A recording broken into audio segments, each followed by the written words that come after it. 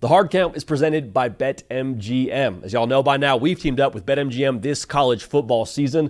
We'll be using their lines to make all our picks, and we'll have special offers for all of you each week. Now, when you join BetMGM, you get access to a variety of parlay selection features like same-game parlays, live betting options, and more. If you haven't signed up yet for BetMGM, use bonus code HARDCOUNT, and you'll get up to $1,500 first bet offer on your first wager with BetMGM. Here's how that works. 1, download the BetMGM app and sign up using bonus code HARDCOUNT. 2, deposit at least $10 and place your first wager on any game. Step 3, you'll receive up to $1,500 in bonus bets if your bet loses. Just make sure you use bonus code HARDCOUNT when you sign up. Let's make this college football season 1 for the books. Let's make it legendary. Let's get to the show. All right. It is Wednesday, August 27th, 2025. Last one on the face of the planet. It's a week 1 Wednesday, baby. No more talking. No more dipping our toes in. We're actually into the belly of the beast. It is week 1 of the college football season. Gave you our predictions on yesterday's show. Today, we got one more prediction at the end of the show. But this is the Hard Count presented by BetMGM. We appreciate them bringing y'all the Hard Count today. Want to cover a lot of different bases for week 1 heading into this thing. But, man, I'm so excited we got college football season here. I know you're excited. If you haven't yet subscribed to the channel, would appreciate you doing that. If you've been rocking with us all off season, you already know it's a college football year-round affair, so we appreciate y'all for making this show what it is. But let's not waste too much time, man. The game of week 1, a little big noon action, a little big noon drama too, which we'll get to here in a matter of moments, but some big noon action. Texas, Ohio State, Gus Johnson, Joe Klatt, the works. I mean, this is one that I understand, like if you're a player or if you're a fan, you're like, man, noon kick. JD, our day's still getting rolling. We got to wake up early to get revved up for this thing. If I'm just a college football fan watching this from the comfort of my living room, from the Roku Arena, if you will, the Stoney Stadium, YouTube TV, figure it the heck out. But if I'm just watching this as a fan from my living room, I'm like, okay, I get breakfast, maybe a little brunch action, and then I'm sitting down on my couch, got my hoodie on, maybe a little Christmas in the air. I got Texas, Ohio State. I say crispness in the air, not Christmas, but it would feel like Christmas having Texas, Ohio State pretty soon after you wake up. But what I want to talk about for this segment right now, what I want to get the show rolling with, it's been well documented. Both quarterbacks, both young guys. Archer's got a couple of starts. Julian Sain making his first start. What do you do if you're the coordinator on the other side of the field, going up against Arch Manning, going up against Julian Sain? I want to break that down right now. If I'm Matt Patricia calling the defense for Ohio State, we touched on it in our preview and our prediction video, but I'm letting Caleb Downs absolutely cook, man. I'm letting him roam the field. Big part of that, what I'm trying to do if I'm Matt Patricia, the new DC for Ohio State, I'm trying to get Arch Manning guessing, trying to get him thinking, trying to get him feeling just a little bit of a, hey, where's number 2 at? And the way I would do this too, I'm just doing crazy stuff with Caleb Downs, with how I line him up. Like, you ever go to Chipotle and you leave the register after you pay for your meal and you look at your bowl, you're like, man, I went off in this. I did things I don't even usually do. I got triple steak. I got double chicken. I got extra guac because I'm like that. Caleb Downs off the edge. Caleb Downs middle of the field.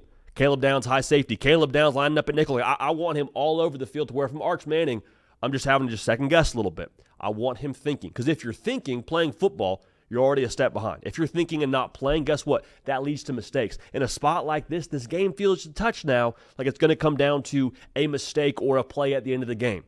If Arch Manning's not playing football and he's thinking about it, that's favoring Ohio State 11 times out of 10. So Matt Patricia, new defense. I don't expect them to be quite as complex as they were a year ago with Jim Knowles.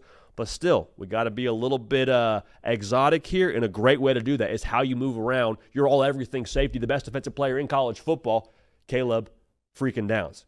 Can't wait to see if Gus Johnson has a new nickname for Caleb Downs. He had Money on the Rise for Jeremiah Smith. He had Maserati for Marvin Harrison Jr. Do we get a Caleb Downs nickname? Excited to see. Now from Pete Kwiatkowski, DC for Texas, on the other side. What you want to do to Julian Sain, I think, here is twofold. The first thing that I'm trying to do from Pete Kwiatkowski, I'm trying to take away the blankie. The blankie is Jeremiah Smith. Understand now, when you have any moment where you feel unsure or on edge or you're not sure about the picture, guess what you're probably doing if you're Julian Sain? Probably thinking about, or at least leaning towards, getting the ball to number 4. And it makes all the sense in the world why you would want to do that. Dude's the best player in college football. I mean, we got people in our space saying dude's already going to be like the number 1 pick in the NFL draft. He can't go pro for another year. And guess what? They're not crazy for saying that.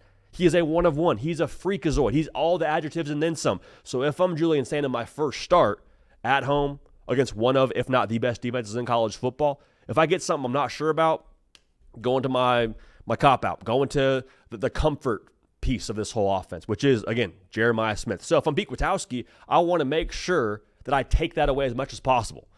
Did a good job of it a year ago. I'd be surprised if Texas was able to limit him that much in this game after a full offseason to get Jeremiah Smith even more integrated into the offense.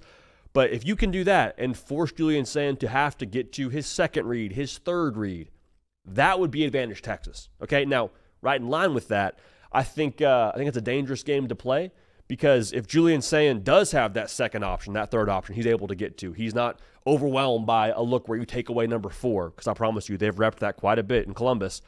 That's where you can get burned. So I would say try to take Jeremiah Smith away as much as possible, but also if I'm the DC for Texas, I'm Pete Kwiatkowski, I'm not going to be foolish about this, the whole thing. I'm not going to be stupid. But what I would also do if I'm Pete Kwiatkowski, I would also make sure I'm applying pressure to a one Julian Sayin pretty early on.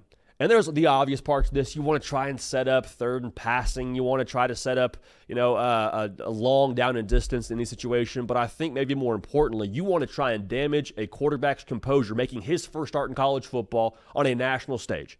If I can rattle Julian Sayin early and force him to have to show some resiliency mentally and competitively, that's where I want to be from the Texas defense. Because what I just said for Arch about him trying to, not just think but actually play football, when you got Colin Simmons drilling you in the ear hole in the first quarter, Colin Simmons notably threw Julian Sayin up on his Instagram story when he was named the starting quarterback for Ohio State. If I can have some of that playing in your head, if you're the starting quarterback for Ohio State for the better part of the first half, going into the third quarter, fourth quarter, where we're really getting to crunch time, if I can be in your head because of what I did in the first half, applying pressure, you're already playing from a bit of an advantage there if you're Texas on defense, okay? And at the same point, too, that would also force Julian Sayin, from a literal sense, to have quick answers. Like, you can have a quick answer on the whiteboard, have a quick answer in the virtual reality that all these quarterback coaches like to get into, but do you have the answer when you got Anthony Hill running down the pipe at you? Do you have an answer when you have Michael Taft playing middle of the field and we got the Texas defense with Trey Moore coming off the edge, about to light you up? Applying that pressure and forcing those quick decisions, those reactionary decisions, I think that's also a situation that would favor Texas. Go back and watch the game a year ago. Now, Jahdae Barron's no longer on that defense for Texas, 100% true, but those windows were closing quick, and Will Howard handled it beautifully. There was one throw he got away with Anthony Hill on the back end there, got through his hands, but for the most part, Will Howard was threading the needle. Credit to Will Howard, credit to Chip Kelly. But why were they able to do that? In my opinion, it was an experience thing.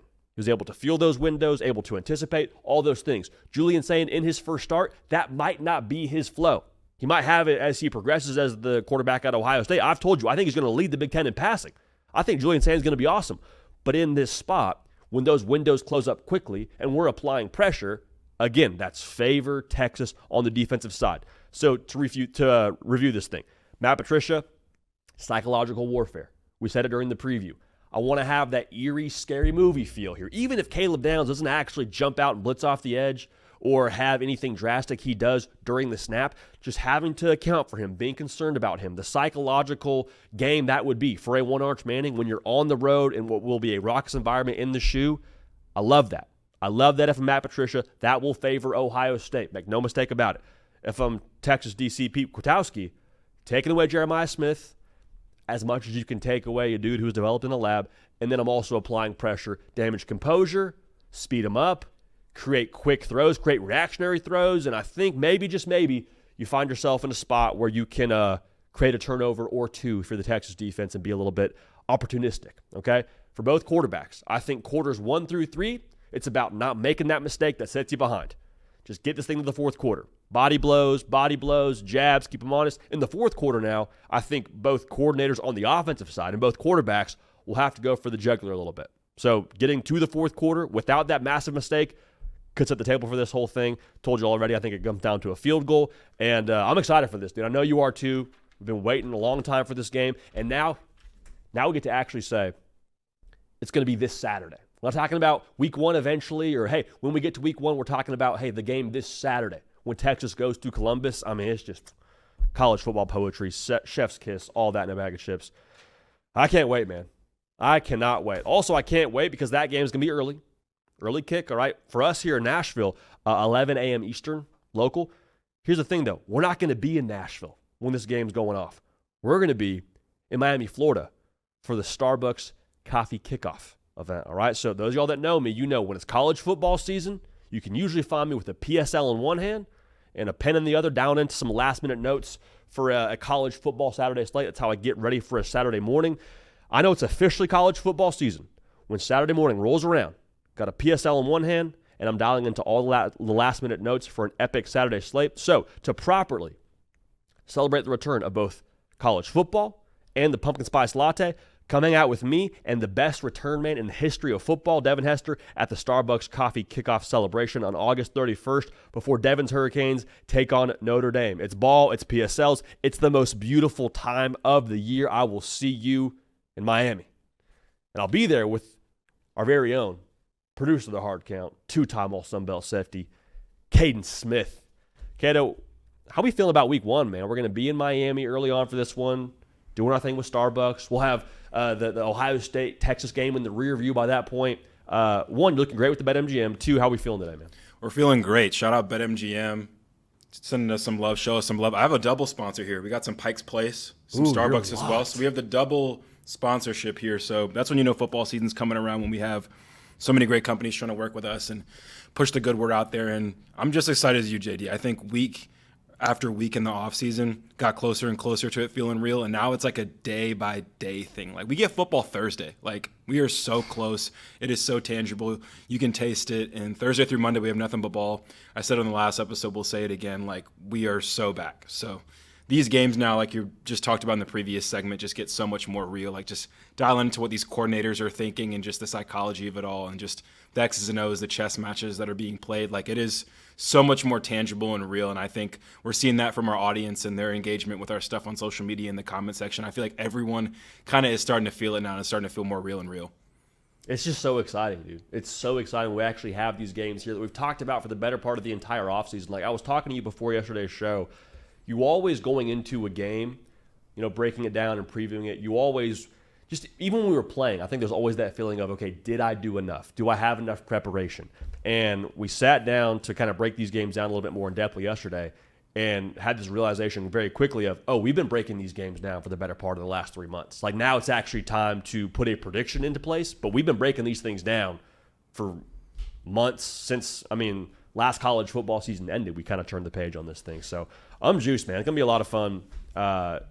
Very, very curious to get your takes here and your picks on these games a little bit later in this week, man. You queued up for that? We starting to put in some pen to paper, some work on that? Yeah, man. I think shout out to people at BetMGM again. They have us looking at these lines a little bit earlier than I probably would coming into a college football season. So I've put my money where my mouth is. I'm willing to make some takes as well this week. So we'll see what we got. I'm excited. And I think this is like some next level, like, sicko talk. But I'm even looking forward to, like, once the first slate of games is over, it's like, all right, like, that's hit the bloodstream. It's injected. Like, love that for us. But, like, then we have, like, finally a sample size to work with for the next games. And I know we'll get into some of these games that will work as a great sample size that will set up for week 2. But again, you got to love everything about it. You got to love the games. You got to love what you're going to get out of the games and then using that to get to more games. So this is just the beginning of what's going to be a great college football season. We talked about it in the ton of offseason. So many new faces at quarterback across the country. Feels as open as it could be. What do we think? Like 9 teams that can win the Natty?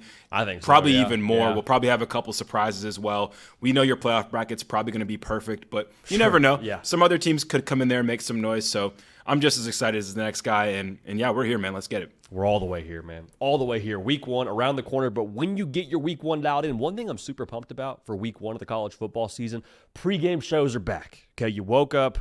College game day, not on the TV for week 0. It is what it is. Big noon, not on the TV for week 0. We move forward. A little big noon drama, though, broke the other night.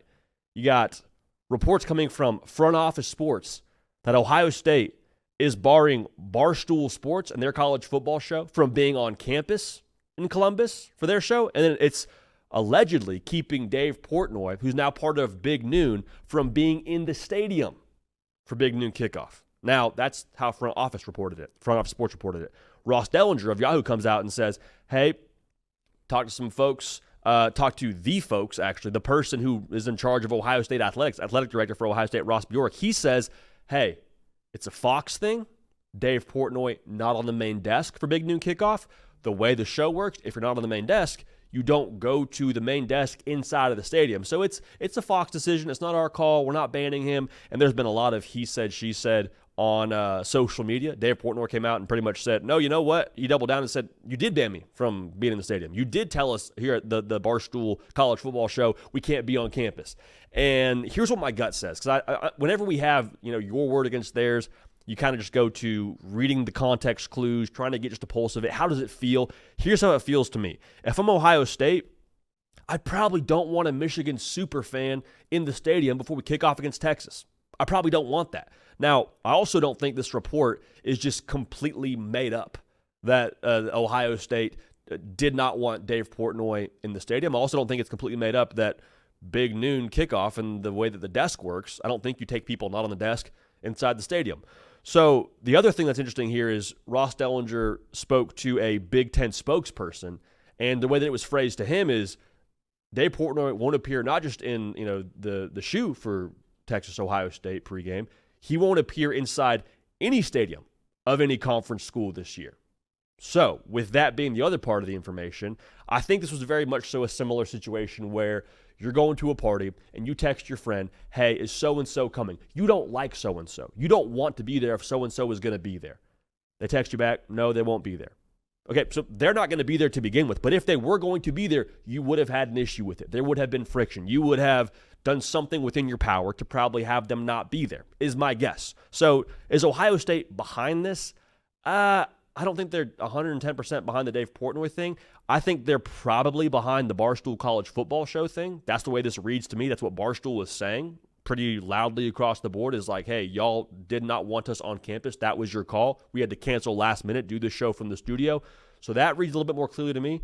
But when I first heard this report and watched this whole thing go down, your first thought when you read the On3 social graphic of Dave Portnoy being banned, the founder of Barstool Sports, a little bit soft, right? For those of y'all that don't know, Dave Portnoy went to Michigan superfan, now a part of Big Noon Kickoff on Fox. Like, it feels a little bit soft if Ohio State is behind it. But then I slept on it for a few hours. Got up the next morning and I was like, you know what? If I'm Ohio State, I'd probably feel the same way. I might take a similar action if Ohio State is behind this. Like, isn't this kind of what college football is about? Pettiness, rivalry, hatred. I don't like you, and guess what? I'm going to go to pretty excessive lengths to make sure you know I don't like you and to make your life hard. If it's Ohio State, Michigan, if it's Texas, Oklahoma, if it's Cornell, Columbia, like it's a rivalry, man. Like, you're not supposed to be on good terms or do anything for the other side. And so if Ohio State is behind this, if it looks soft, it kind of feels that way. But also, I don't think they're all that wrong for having an opinion or doing something in their power to try to keep Michigan influence from impacting the scene in Columbus, Ohio. So you know who really wins this whole thing? You know who really might actually be behind this whole thing? And this is kind of getting the tinfoil hat on, kind of conspiracy sort of vibes. You know who benefits the most from this entire situation? Fox. Right? You now have a pretty sizable story around your pregame show and your new talent that is not now apparently going to be in the stadium for one of the biggest games of week one, if not the biggest game of week one, that just so happens to also be in your primetime spot in the noon kick. Fox is probably going to benefit the most from this because you know what? Even if you weren't going to watch Big Noon on that Saturday morning, might now. You might watch the first few minutes now. You might at least keep up with what's going to happen. And if you're not going to keep up with what's going to happen, I promise you Dave Portnoy is going to cut a promo at some point in time that'll hit your social media feed, and you'll be tuned into that, interact with that. So I don't know that Fox is behind this. I'm not pointing fingers, but I am saying it's very convenient now that the week of the biggest game that you have on your broadcast outside of Ohio State, Michigan, and your new talent has some extra controversy around him not being potentially allowed into the stadium. I don't know. Feels like it works out pretty favorably for the folks at Fox. But again, I'm here for it. This is college football. This is rivalry. This is pettiness. This is hatred. And this is where we are right now. And I'm here for it. I'm down for it. And I cannot wait for this game to happen. I know you can't either. All right? Now, another game that I can't wait to have happen is Florida State and Alabama. And we already broke the game down. We already previewed it and predicted it and all that. I want to make sure I start with this disclaimer. I have picked Alabama to win this football game, okay? I think they're going to go into Tallahassee. I think they're going to handle business. And I think that we leave saying, yep, Alabama's really freaking good, okay? But I do want to make sure we address this part of the conversation with this game that I don't think is being talked about nearly enough. The spot for both quarterbacks, I think, is fascinating. And everyone's talking about this is the doomsday for Thomas Castellanos. You talked bad about Alabama. Now you have Belt meet behind. Like, just everyone's talking about how Florida State has no shot. Vegas, BetMGM's got it at 13.5, favoring the Crimson Tide. And as much as I hear that thought, as much as I agree with Alabama being the team that's going to win the football game, doesn't that and the buzz around Alabama make it increasingly more advantageous for a one Thomas Castellanos? Like, if it's truly just a game that Alabama's supposed to roll in, doesn't that mean that Florida State and their quarterback, who fits a profile of a quarterback that beat them a year ago in Diego Pavia, doesn't that make them kind of a house money gambler here? Like, if I'm Florida State, I love the fact we have nothing to lose. I love the fact nobody thinks we're going to win this football game. I love the fact that we don't have prime time here, as much as Thomas Castellanos doesn't love that.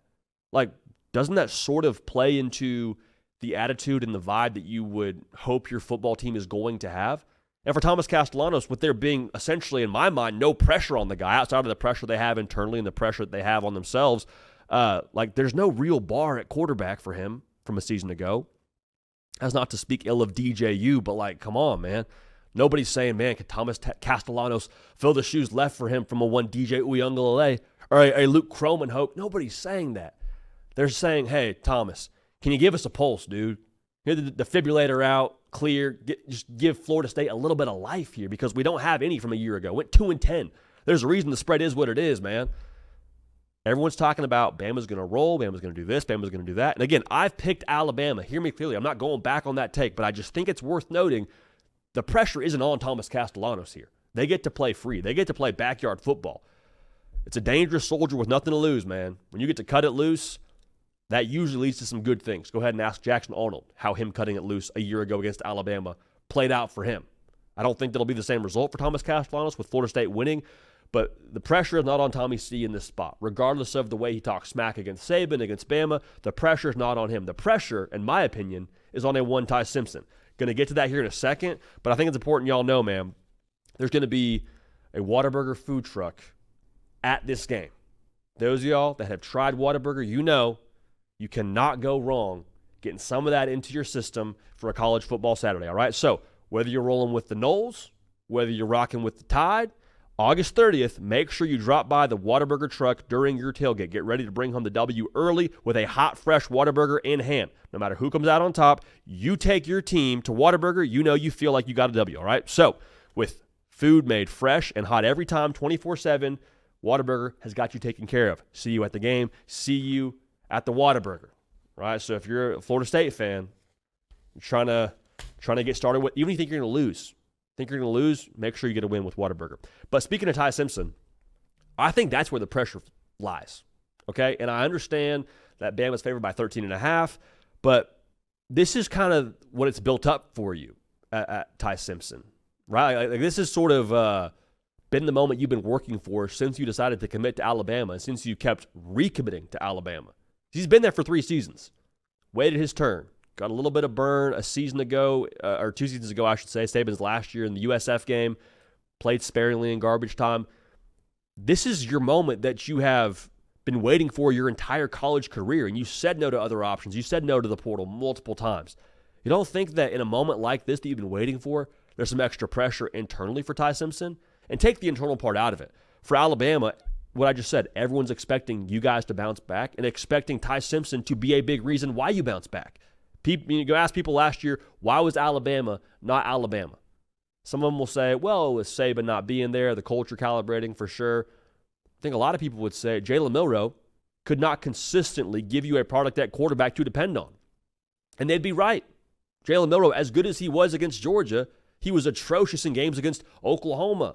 I mean, against Michigan, like, the dude was not consistent. And so if you subtract Jalen Milroe from that equation and plug in a guy in Ty Simpson who you expect to be more dependable, there's pressure on Ty Simpson in a lot of ways to get Alabama back to where they need to be, to where they expect to be. And so when that's the context of this situation heading into a game against Florida State, I think we're just forgetting the fact that this is still being played at Doak Campbell. This is still being played against Tony White, one of the more aggressive coordinators in college football, playing against a defense in a team similar to what we said about Thomas Castellanos, with very little to lose from an optics perspective. If they get boat raced by Alabama, are we really saying that we know anything new about Florida State? Like, I know it's a new team. I know there's new coordinators. I know there's a lot of new feel around Florida State. But, like, if Alabama wins by 21 points, we'll say, okay, well, Florida State's trying to figure it out.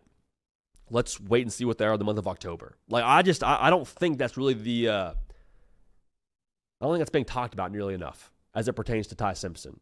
Like, yes, I think his job is probably more doable than Thomas Castellanos, having to play against the Florida State defense versus having to play against the Alabama defense. I'd much rather play against Florida State's defense, just so we're all on the same page. But I do think that if Ty Simpson struggles, there's the potential overreaction for some folks of, well, hey, is Ty good enough? Well, hey, Keelan Russell, he's a 5-star. He's on the roster, right? Like, why can't we figure it out? This guy's been here for 3 years. Like, why are we still waiting on Ty Simpson to get it dialed in? A lot of pressure on Ty Simpson to perform here and to get Alabama back to the tier they expect to be at. So here's what I want to make sure we say ahead of time. Those overreactions are possible. The overreactions are probably also going to be there to some extent on the Florida State side. That's what week 1 is for.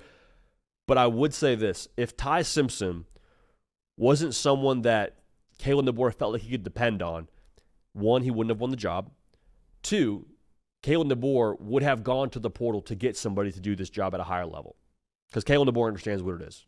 He doesn't have any loyalty to Ty Simpson, didn't recruit Ty Simpson. Kalen DeBoer is at Alabama to win national championships. And it starts in this game against Florida State.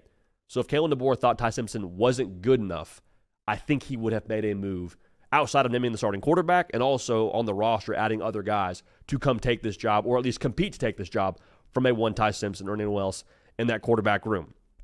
Do not be surprised if, 1, Thomas Castellanos from Florida State throws some jabs early, stick around in the first half, and make this thing interesting. Also, don't be surprised if in the same way we talk about Thomas Castellanos playing free and having nothing to lose, we see Ty Simpson maybe play a touch conservative, maybe look like a first-year starting quarterback, which is what he is, even though he's been in college for a long time. Don't be surprised if it takes him a second to settle in, get his sea legs, and then Alabama looks more Alabama-ish in the second half of this game. It's still week 1. It's still a new quarterback, and there's still a lot of pressure on a Ty Simpson. This spot for both quarterbacks has not been talked about enough, but it's something to watch for and will have a massive impact on this game one way or another, especially early on in this game for just the vibes going into that thing. A lot of good quarterback discussions across week 1, man, because there's a lot of new quarterbacks getting some burn. We talked about Castellanos, talked about Ty Simpson. I'm really excited to see the quarterbacks at Michigan and at Oklahoma. But let's start at Michigan here. If you are a Michigan fan, you're staring down the barrel of a game against New Mexico where you're favored by 34.5 points. Not a lot to really get up for there outside of the fact that it'll be your first time watching Bryce Underwood play in a game that's not the spring game, a game that actually counts. So as you sit back on those realities, what are some things that would just make you feel good around Bryce Underwood in his first start? What do you want to see from Bryce Underwood, his first start as the guy at Michigan? Got a couple of things that I would like on my wish list here. First of which, I'd love to watch Bryce Underwood play quarterback if I'm a Michigan fan and leave that game, or at least have the early reaction in that game of, oh, he knows what he's doing out there. He's not your average freshman. Bryce Underwood said as much during a previous interview. He said, I'm not your average freshman. Okay, so don't be an average freshman. Don't have the early jitters. Don't have the missed layups. Look like you are the number 1 player in America from the high school level, from the start of that cycle to the end of that cycle. Like, go be special. Go look like, at the very least, you're not overwhelmed by playing college football. Because say what you want about New Mexico, I promise you every player on that roster at New Mexico was as good. I shouldn't say every player. The majority of the roster at New Mexico is better than every player that Bryce Underwood saw at the high school level. Not knocking Michigan high school football. I'm just saying, like, this is still D1 football. Maybe it's not Big Ten football. It's still D1 football. So I want to see ball out on time. I want to see him playing in rhythm. I want to see the ball in the right spot. Like, people don't watch this quite as much with quarterback play because it's not as flashy, but, like, where are the misses for Bryce Underwood? Like when he's throwing that out route, is he missing behind the receiver? Is he missing out in front? If he's missing out in front, that tells me, okay, we know what we're doing here. We have the game coming to us. We have our feet underneath us. We are playing with some savviness to us. Because if you miss behind that out route, even if it's not a pick six against New Mexico, it will be against Ohio State. So I want to see him have this feeling of, oh, he knows what he's doing out there. Saw it a little bit in the spring game, but even more dialed in against New Mexico. That would be what I want to see. To the same token, I'd love to watch this game if I'm a Michigan fan, see Bryce Underwood and say, man, he looks like he's playing on freshman level when you play college football 26. He looks like he's playing on rookie, on easy. Because Bryce Underwood is a special talent, man. Like, show me in this game, if I'm Bryce Underwood with New Mexico on the other side, show me this truly is child's play for you. Because we got Oklahoma next week. We got to go to Oklahoma next week. If it looks like child's play against New Mexico, I'm going to have a lot more confidence if I'm Sharon Moore or the rest of that football team or a Michigan fan walking into that game in Norman, Oklahoma the following week. If it's a situation where it looked a little bit freshmanish, looked a little bit touch and go there, good game by Bryce, but I don't know that he's just like, playing on easy mode just yet. Well, don't get overly concerned, but just understand there's going to be some ground to cover before you get to a level against Oklahoma where you can totally just cut it loose. So that's something else to watch for Bryce Underwood here. I think that's probably the most encouraging sign I'd look for if I were a Michigan fan. But the thing that I think is probably the most tangible to point to when you talk about Michigan football in 2025 and Bryce Underwood in this first start, just show me the forward passes alive and well for Michigan football. Because your longest pass play a year ago came on a reverse flea flicker to Colston Loveland, where the pass was even like, I think, 15 or so yards in the air. It wasn't that far of a pass. It wasn't like this bomb that you would hope you would have if you're a Division I FBS football team playing at the Big Ten level. Like, show me that we just had this ability to push the ball downfield again. And I'm not saying that asking for Bryce Underwood to go for 300 yards and 4 touchdowns, like, I don't even need a 50-yard touchdown pass. I just need the consistent ability of, 3rd and 7, we're good. We feel great about Donovan McCulley on the outside. We feel great about the other skill players, Peyton O'Leary, Fred Moore, so on and so forth, Samaj Morgan. But we feel extra good because we got 19 pulling the trigger, and what he has in that bazooka right arm is going to translate at a very, very early level for this football team. Like, we got it right off the bat with 19, okay? We view 3rd and long very differently because of what we see in this game against New Mexico. Again, if you're doing it against New Mexico, I'll feel a lot better about you doing it against Oklahoma the following week. Different levels, but I want to see it at least appear in this first spot for me to feel better and for me to feel just rejuvenated about how I view the Michigan offense and what it's supposed to be here with Bryce Underwood being your trigger man in 2025. So just a couple of little pull-up point there for us to unpack together. But Michigan will win. I'd probably lean them to cover that 34.5 as it stands right now. But all that's to say, Michigan football, it's a new era, it's a new season. How far along does it look this first game with your true freshman starting quarterback and A1 Bryce Underwood? Because next week, we said it a couple times, you got Oklahoma. You got to go to Oklahoma. And they're also breaking a new quarterback, and they won John Mateer. Oklahoma and John Mateer, guess who they draw in week 1? They got Illinois week 1. Illinois State week 1, just so we're all aligned there. But what do you want to see from John Mateer? What would make you feel good if you're an Oklahoma fan when you watch number 10 pull the trigger here in his first start as a Sooner? We'll break it down right now. Before we do that, though, Oklahoma fans, make sure you are subscribed to the On3 YouTube channel. We'll have a full breakdown, preview, prediction for you for the Michigan game next week. Also, you never know. Depending on what John Mateer does in this game, I have a little reaction for you on his performance here for his first start for the Sooners. But if you want to get tickets to that game against Michigan the following week, the best way to get that done is using Game Time. Right, Game Time is how we are getting everybody college football tickets this season. Okay, it is going to be the way that we get the best price, the way that we get the best seat, the way that we have the the most insurance around ourselves, knowing that we bought the ticket the right way. The thing that I appreciate about Game Time is you know that you're getting a good seat before you even show up at your seat. They got this feature now in the Game Time app where you can see the view from your seat before you even buy the ticket. Okay, so you're not walking into the stadium and fired up about your seat, fired about the price you got, and there's a reason why that ticket was double-digit dollars because you're sitting behind the Jumbotron, brother. congratulations. You played yourself. Game time, not going to happen. All right? So the other thing I like about Game Time, you can track ticket prices all the way up to the last minute. So I know a lot of us roll this way. Thursday rolls around. Maybe I'll go to the game. It'd be fun to go to the game. Why not? A lot of my friends are going. Friday rolls around. Friday morning rolls around. The crisp air is up there. It's feeling like fall. You're like, man, I got to be at this game. Game Time allows you to buy tickets at the last minute using their app. Okay, so if you hear nothing else from me this segment, hear this. Take the guesswork out of buying tickets, download the Game Time app, create an account, use code HARDCOUNT for $20 off your first purchase. Terms apply. Again, HARDCOUNT, HARDCOUNT, for $20 off your first purchase. Swipe, tap, ticket, download the Game Time app today, Junior. Should be a lot of fun. So make sure you're dialed in with that. But going back to John Mateer, what I want to see from him in this spot, show me that we can play within the system against Illinois State. And I know John Mateer can play within this offense because it's Ben Arbuckle, his OC from Washington State. It's John Kuzieski, his quarterback coach, coming over from Washington State with him. But I want to see them not having any extra sense of urgency against an opponent like Illinois State. Not to knock Illinois State, but like it shouldn't take this superhuman effort with John Mateer running right, throwing left, and doing all these different Pirates of the Caribbean things.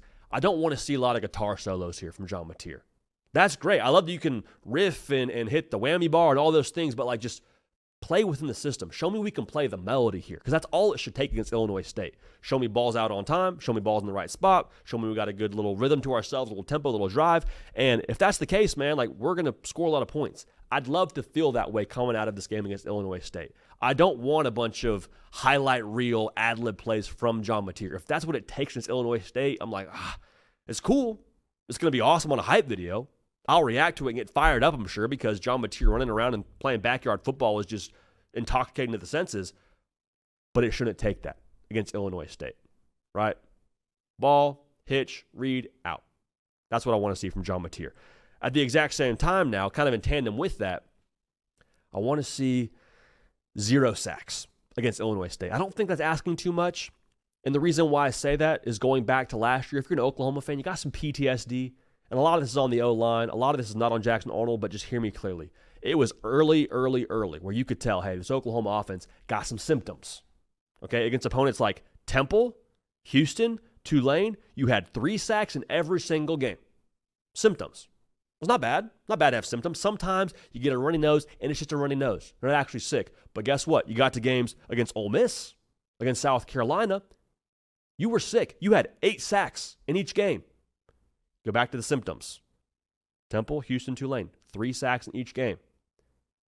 In this game against Illinois State, 0 sacks would make me feel like, okay, maybe we're not a perfect outfit just yet, but I'm not saying the symptoms that I saw a year ago with this offense. At the very least, we're asymptomatic against a team like Illinois State. So when we get to play Michigan next week, maybe there's a little bit of leakage. It's still a good outfit in Michigan defensively, but like I need to see and need to feel like we are in a better spot with protecting John Mateer and with the quarterback processing the defense and protecting himself, quite frankly. Now, here's the last thing. It's a little bit selfish, but this is what I would like to see if I'm an Oklahoma fan. Give me just one deep shot. Just give me one sweet deep shot to spill Kool-Aid all over myself, to dream about at night, to cling to for the better part of the next 7 days, because last year it was a famine, dude. 5.8 yards a pass, 129th in college football. 129th. It's only 130-plus teams, dude. Give me one sweet deep shot to Deion Burks. I don't care who it's to. It could be to Jaren Kanak, the starting tight end from his linebacker a year ago. Now he's playing tight end for. He's going to start at tight end. Give me something like that just to say, we are a new outfit. This is the new offense. John Mateer is here now. Ben Arbuckle is here now. Okay. Because we didn't see a lot of that last year, even in some lesser opponents from Oklahoma.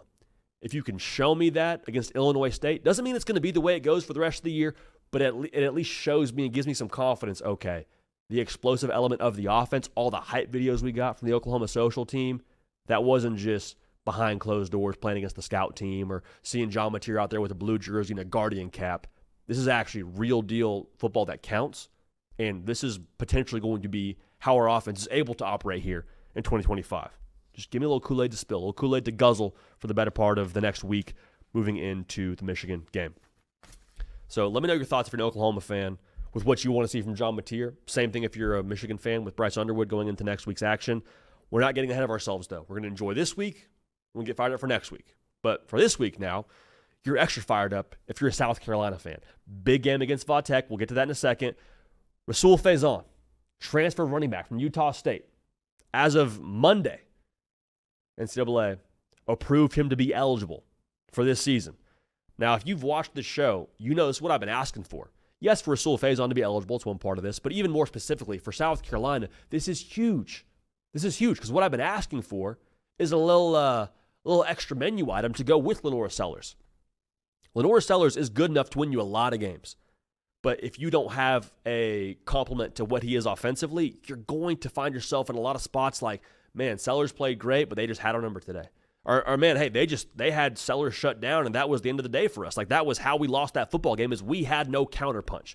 When you just throw haymaker after haymaker, at some point in time, you better be able to go with the uppercut, go with the jab, go with the body blow, and Rahsul Faison, to me, adds that potential to the South Carolina offense. You go back and watch his highlights from Utah State, man, he's a slasher now. Okay, found the end zone several times, 1,000-yard back, 5 yards a carry.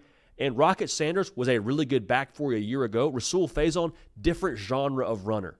A little bit more of a jitterbug in space, a little bit more of a make-you-miss guy, a little bit more speed to him if I had to guess. Also, you can throw him the football at a pretty high level. Over 20 catches last year. Like, Rahsul Faison adds a different element of this offense to where you legitimately have to consider him as a threat every single week. Like, Lenora Sellers is Lenora Sellers, and he's special. But understand, if you don't account for Rahsul Faison, you're going to get beat by him carrying the rock for you. Okay, so another way to win games, another pitch to throw on offense. But as much as I love what it brings for Lenora Sellers as a runner and just another option for the offense, I love what it does for guys like Nicholas Harbor, like Mazio Bennett downfield. Like, what this brings for the offense with how it asks the defense to have to play you, when you have a guy like Sellers and Faison in the backfield, if I'm at the third level or second level of that defense, I got to play downhill to stop them. Like, I have to trigger, read and react, find them, get to the ball. Like, I'm playing downhill. And if I don't, bad things happen because they get ahead of steam and we have to deal with 2nd and 5, 3rd and 2, whatever that outfit looks like for you. So if I have to play downhill at a pretty high level, guess what? Nicholas Harbor's a track star, dude. Nicholas Harbor potentially could have been running the Olympics in Los Angeles here whenever that rolls around. Like, dude's got real deal track speed. And if you're telling me you got a half step where you have to honor Rahsul Faison in the play action, Lenora Sellers over your head top. Nicholas Harbor popping bottles in the end zone. Columbia's on fire. Willie B is going crazy. Like, that could be a world that you live in now more effectively, more efficiently, more consistently with Rahsul Faison as a threat within this offense for Shane Beamer. Okay, so this is kind of where I fall in this thing. Having Rahsul Faison as an option for you going forward, it ups the there's no game South Carolina can't win factor to me. And I'm not backtracking my take, as some of the comment section has allowed me the option to do here. I still think South Carolina is going to be right there in the mix in the college football playoff on Selection Sunday. I still think they're a 9-win football team, but I feel less good about it. I feel a little more sweaty about the whole thing because South Carolina is one of those teams that year in and year out, you should not be surprised if we can't explain why they're good in the month of November. I told y'all during a different segment, talking about Rahsul Faison potentially getting eligible. The BetMGM win total for South Carolina a year ago was 5.5, and they won 9 games. Some of it you can't account for. You can't account for a Lenora Sellers being as good as he was last year. Can't account for a true freshman Dylan Stewart wrecking shop. Kyle Kennard a year ago being a Bronco Nagurski Award winner. Like, you can't account for that in the preseason. So some of that is you don't know what you don't know. But I think we more often than not don't know what we don't know a lot more often with the Shane Beamer coached football team in South Carolina. Like, they overachieve, it feels like, which is a nasty word to use for them. But every year it feels like that's what they do. And so what that comes down to for me, when you can't explain it on paper, you can explain it based on a team's traits. And a team's traits, I think, is oftentimes due to who your head coach is. Like, the Shane Beamer traits of a football team every single year, to me, allow for that extra potential of, hey, they might be that team during the month of October, Cocktober, or Crowember, where they have some extra juice, extra belief, they find their rhythm, they find their stride. And that's kind of how that whole thing went this year. That's kind of the buy-in of the culture and the things you can't explain. The other stuff in college football that has nothing to do with talent that they major in, that makes a big difference on Saturdays. Okay, so it sounds cliche. It sounds like coach speak. Culture matters. Traits matter. Competitive stamina matters. And South Carolina, the last couple of years, outside of, I guess, the year in 2023 where they kind of fell flat on their face, they're going to be a force, I think, to be reckoned with. All right, so here's the one more thing I want to say. If South Carolina can start hot and get to Cocktober undefeated, means they're beating Vanderbilt, means they're taking care of business against who they're supposed to take care of business against, that's where this whole situation gets really feisty. Gets really uncomfortable, I think, for anyone like myself who didn't have South Carolina in the college football playoff. But folks in Columbia, South Carolina, rejoice. You got yourself a running back from Utah State, and Rahsul Faison going to be a weapon. He's now eligible, and he'll be eligible now for this first game against Virginia Tech. All right? Caden, I want to ask you this, brother, because you play safety at a high level, and you're breaking down offenses every single week when you're playing for App State. Just talk to me about, on the defensive side, how much having a guy like Rahsul Faison now added into the equation for South Carolina makes your job more difficult if you're playing on that third or second level of a defense any given Saturday. First, I want to say, really excited for South Carolina because Rahsul Faison is an excellent player in the video game. I've seen his tape. Yeah. You've seen how he looks like in real life, but in the video game, never forget the first time I played with South Carolina, I was like, hold up, who's this running back? I had to go look and see who he was. So I think with that in mind and just thinking about playing experience, his speed is just such an X factor with what South Carolina is trying to do offensively and what kind of position that puts not just safeties, but just any outside linebacker, overhang player, defensive end, people who are supposed to have edges of the defense secured.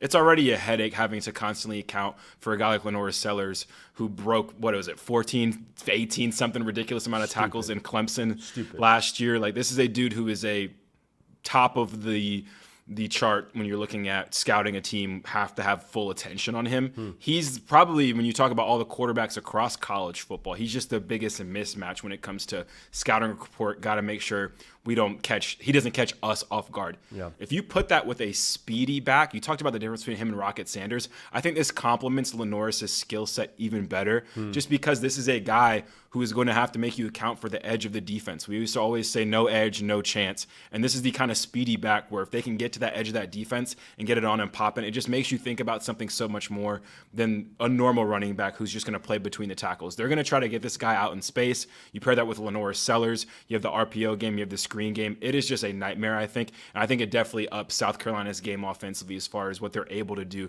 just strictly from a personnel standpoint. I love that point you made because with your experience on the defensive side and my experience on the offensive side, we're trying to get the edge. Like we're throwing bubbles, we're throwing swings, we're running outside zone. Like, we are trying to make this defense run sideline to sideline. And when you get a defense flowing, then you got Lenore Sellers the other way. Then you got the play action. So I think that's a really good point you make. The speed element of Rahsul Faison, plus what he can do as a receiver, plus all the side-to-side stuff. And then you got quarterback power you can run. We saw him crease LSU a year ago. And then you got, the Nicholas Harbor over your head top. You got Mazio Bennett downfield when you got the safeties creeping up. South Carolina's going to be fun to watch, man. For sure. Great point you make. For sure. And I think if you look at just their overall, I'm not familiar with their running back depth chart, but Rocket Sanders was great at times for them as far as third down back, a guy who can move the chains for you. If you're playing with a lead, can help you possess the ball. Curious to see if they have some other backs that can kind of possess the ball for them, play between the tackles, and do a little bit of the stuff Rahsul can't do, because he's not a perfect back by any means, but he does do what he does right. He's a specialist in that department. But if they have someone to complement him as well, and someone to complement Lenoris, quite frankly, so he's not the guy that's getting every single third and medium touch. We talk about quarterbacks that have that size where you get to kind of third and Lenoris range. That's great and all, but the way he fumbled the ball a little bit last year, the way you don't want him taking as many hits. Curious to have someone else in the backfield who's probably very seasoned and have kind of mentally prepared themselves to potentially be a starter this year with Rahsul's eligibility being up in the air. Curious what the whole backfield looks like, because I think if they're complete in that room and you have Lenoris and you get the receivers step up on the outside and it all kind of has a mutualism to it where everyone can rise to the occasion, that's when we start talking about, okay, let's see what South Carolina can be when they play these tough games, these tough stretches of games that they might have lost last year. Those are the kind of differences I think that can flip some of those close losses from last year to wins. And if you can get into a spot where you can call third Lenoris, but you don't need third Lenoris, where you can call what you just said, Faison, the rest of that running back room, you can do some quick game. Like, if you can have some options on third down, that's where it really gets exciting. for the folks out there in Columbia, South Carolina. But you got a big one to start the year for South Carolina now. Massive one. You got Va-Tech in Atlanta, Georgia, 3 Eastern on a Sunday. Again, a little Sunday action. The beauty of week 1, college football, Thursday, Friday, Saturday, Sunday, and a Monday. But this Sunday game on ESPN, Mercedes-Benz Stadium in the A, the hometown of one Caden Smith. You got South Carolina favored by 7.5. Well documented last year. Didn't end how they wanted it to end. Win 9 games, close but no cigar. On the back door of the college football playoff. Door got locked on them in the last minute. This is a year now where, as you start the season off, it's got to be like, hey, let's go do this thing kind of vibe to it for Shane Beamer. Like, go do it. Got a lot of talking at the end of last year, and a lot of talking at the end of last year was about what you didn't do early on in the year. Go watch that Netflix series from Any Given Saturday, the SEC special they did, which was awesome. Shane Beamer is addressing a lot of the things that happened for South Carolina early on in the year as to why they weren't a team in the college football playoff at the end of the year. Don't talk about this Va-Tech game as the reason why you got left out. Well, we lost the opener to Va-Tech, but then we kind of caught fire and we won 9 games. No, don't do that. Don't do the conversation of we're a different team in November, because the committee has proven now on multiple occasions, especially this last season, it's about the whole body of work. And so to get a win in this spot on national television on a Sunday, with everyone watching, being the only game on this time slot that is, Miami Notre Dame later on that Sunday, that would be huge. I think that'd be very, very huge. I think that would show a lot of, maybe maturity is the word, breakout kind of feel to it for South Carolina. Been the darling of the offseason, but go prove that it's not just we got hot at the end of last year. We're actually one of these teams you got to deal with. Now for Virginia Tech, all the talk around South Carolina, nobody's really talking about Va-Tech. Like last year, there was the momentum because you were number 1 in returning production, and Kyron Jones finished strong, got the keys to the offense at the end of the year before. But like now, it's kind of died down after a year that was touched disappointing, to be honest. Now only 2 starters back on offense, a new offensive coordinator in Philip Montgomery. Like a lot of question marks, I think, across the board for Va-Tech. But if you can harness that and use that as ammo for this game. They're talking about South Carolina. They're talking about Sellers and the Heisman and all that. Like, yo, we're a 7.5-point dog. Are they that much better than us? I mean, is it truly like, should we even play the game? Like, I would take that ammo, take that motivation, and I think that makes Virginia Tech, in some ways, a bit of extra danger in this spot. Non-negotiables for this game. If I am South Carolina, you have the more talented roster. You definitely have the more talented player pulling the trigger at quarterback. No knock on Kyron Jones. I just think Sellers is special. There were a couple of times a year ago, Caden Smith mentioned it a little bit earlier in the show, Lenore Sellers got a little bit fumbly, okay? A little bit of popcorn fingers, okay? You cannot fly too close to the sun here if you're South Carolina. Because what I just said, your roster on paper should be better than their roster. You should have better guys than they have. If Lenore Sellers gets caught up trying to play superhero football and that leads to pressing and mistakes, that's how Va-Tech gets some belief, gets some juice, gets some momentum. Hey, we actually are in this thing. Because I think, transparently, if Va-Tech wants to win this football game, or if they're going to win this football game, it would take winning in the turnover margin. I really believe that. So for Virginia Tech, kind of in tandem with that, don't let one dude beat you. Like, you go watch the Clemson game, probably watch the A&M game too, just for good measure to see what he's capable of. Lenore Sellers put on the cape and was just like, I'm the best player today. Get on my back. We're not losing this game. That was how that went, especially against Clemson. Like, go watch that tape. If I'm Virginia Tech, I'm saying anybody but 16. If it's Faison, cool. He's been on the team for the better part of an offseason. Like, if that's how we lose that way. If it's Nicholas Harbor, the sprinter who's now rounding into form as a wide receiver, cool, man. But it's not number 16 making us look stupid and we can't get him on the ground. We got him dead to rights in the backfield. That's not how we're losing this football game. If you can just say it's not 16 for us, okay, we can live that way. Matchup I'm curious about here, though, for Virginia Tech offensively, can you just find a way to stay ahead of the sticks? Because they were just atrocious on third down a year ago, man. Like 95th in America. It's not going to cut it against this team. Not going to cut it against that quarterback. Not going to cut it against Dylan Stewart. So with all the new pieces on offense, they did grab a running back via the portal very quietly from the Maction, from Bowling Green, Terrion Stewart. Like 5'9", 222, almost 1,000-yard back a year ago. He could be a guy now. If you get to like 3rd and 4 and in from that number, he could be a guy that you turn around and hand the football to. Also, Kyron Jones. What are we talking about here? Like, we talk about the physical acumen of a Lenore Sellers. Kyron Jones has got some of that to him as well. Big body, fall forward, all those things. If you can stay ahead of the chains at that level, this could be a spot where Virginia Tech keeps Sellers on the sideline, prolong some drives, improve your third down percentage a little bit, maybe explosives open up downfield later in the game. That would be how you have to win this football game. That would be how it happens. Because also, when you stay ahead of the sticks, you stay out of third and passing. Third and passing means Dylan Stewart puts his ears back and he's getting after you. Not a world you want to live in if you're Virginia Tech. If I'm South Carolina, can we have a wide receiver go win for us here? Like, can we just, whether it's, I've said all the names now multiple times, but Harbor, Bennett, Jaden Sellers, heck, the freshman that's Leroy Sellers' brother. Like we used to do in the backyard, brother. Like, just go deep, go win. There's going to be, I think, so much attention in the box with Sellers, with Faison, with what they were a year ago on tape, with trying to, I think, if you're picking your poison here, you want Sellers to beat you with his arm, even though he did a couple times last year. I want to find a way to apply pressure to that Vautech offense that has a new OC, that has 2 returning starters, that has a quarterback that was dinged up last year and you're not 100% sure what he's bringing this year in a new system. I want to apply the pressure to them because we jumped on them early. 14-3, 10-0, whatever it is. Like, if you can have some guys go win early and create some explosives and then force Virginia Tech for the rest of the game to have to play a more honest style of defense, then Faison gets cooking. Then Sellers gets downhill. Then you have the rest of your offense opened up. So if you have guys that go win early on the perimeter here for South Carolina, that's where this thing gets, I think, potentially a little bit out of hand in Atlanta. So the Faison addition here, we already mentioned it, but he makes them just more dynamic in the offense. Just makes them something else you have to worry about within that run game. Caden Smith, if you're watching the full live show, just made a great point. The fact that you can get a defense running even more so, sideline to sideline with his speed, with that wide zone, with the tosses, with the screen passes, all that. What that does to a defense makes them play downhill.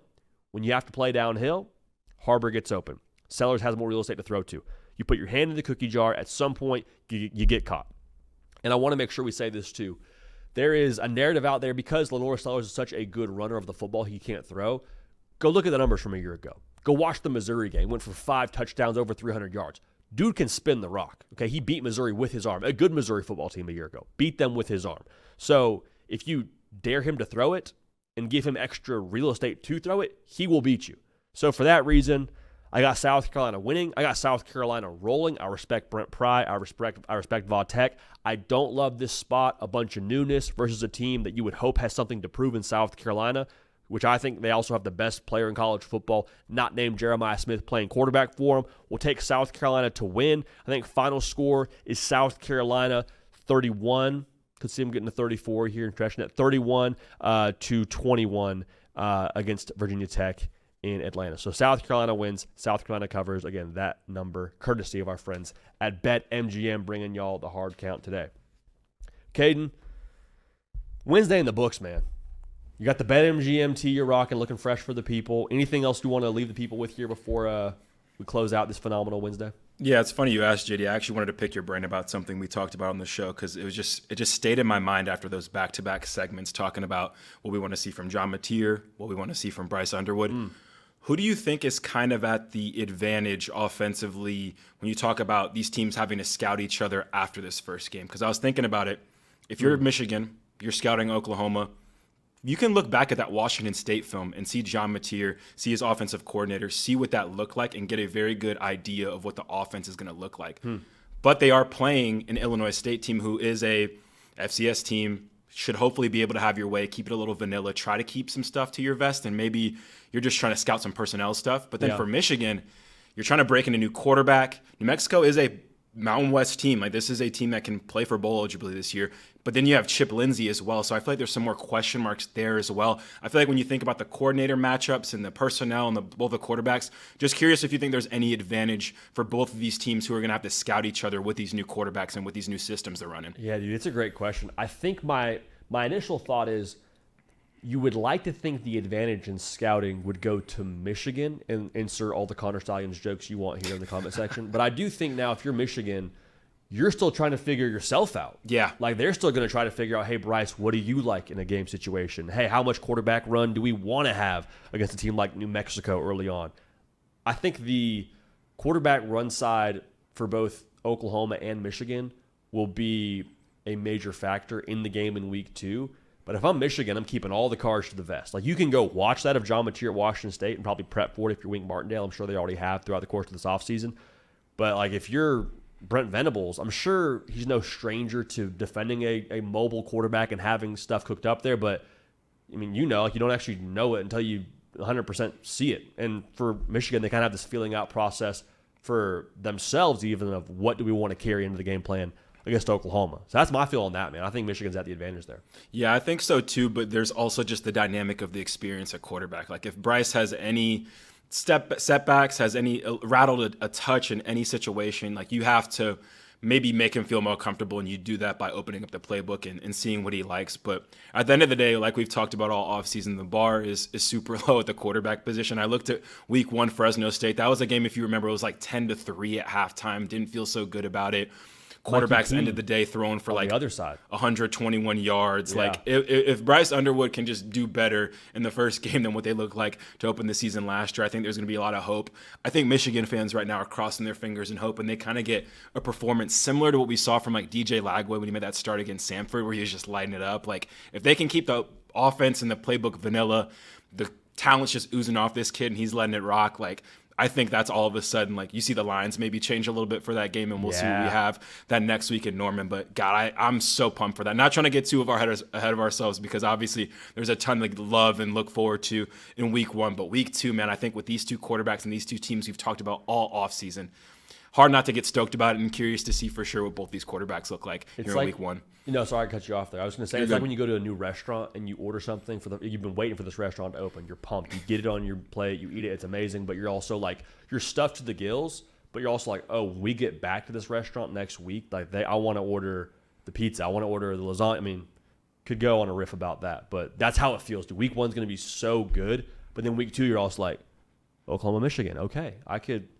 go for some of that right now. Yeah, so I feel like the Spice Adams meme where he's looking around the corner, kind of rubbing his hands. Like, the week 1's great, like, trust me. But week 2, like, that matchup, like, got the Shromore suspension in the air, got John Mateer's first big game, probably get college game day. I don't care what happens in these week 1 games between those two teams. I think this one's going to get college game day just looking at the slate. So hard not to get excited about it for sure, man. It's going to be fun, man. Yeah, the Shromore return to Norm is going to be electric. But we appreciate y'all making the show electric, man. College football season is here. We appreciate y'all making this show what it is. For Caden Smith, running the alley, producing the show, for y'all, dialing in, subscribing, all that stuff. For myself, Judy PicKell, we appreciate y'all. We love y'all. Let's have a heck of a season. We will keep this party rolling. We will see you.